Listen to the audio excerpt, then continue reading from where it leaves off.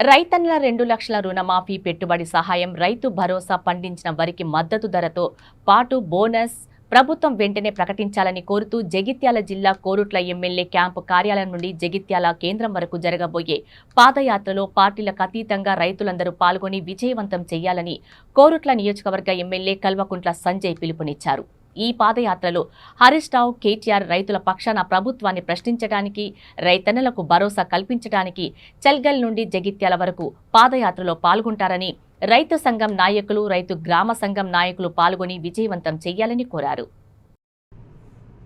Korutla constituency Jagtial జిల్లా ప్రజలందరికీ పేరు పేరున నమస్కారం. ఈ నెల 12వ తారీఖున రైతన్న రుణమాఫీ, రైతు భరోసా,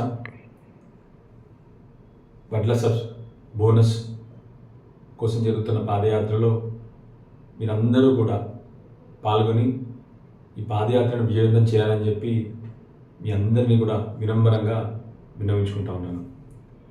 గత సంవత్సర కాలంలో ఈ ప్రభుత్వం అన్ని వర్గాలను, మహిళలను, అటు కుల వృత్తులను, అటు విద్యార్థులను, అటు నిరుద్యోగులను అందరినీ నిర్లక్ష్యం చేస్తూ ఉంది. కాబట్టి అందరు మహిళలను, యువకులను, యువతులను పార్టీలకు అతీతంగా అందరూ కూడా ఈ జరిగే పాదయాత్రలో పాల్గొని దీన్ని విజయవంతం చేయాలని చెప్పి అందరినీ రిక్వెస్ట్ చేస్తూ ఉన్నాను.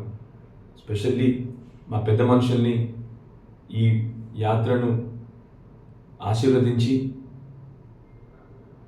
దీన్ని విజయవంతం చేయాలని చెప్పి రిక్వెస్ట్ చేస్తూ ఉన్నాను. జై తెలంగాణ.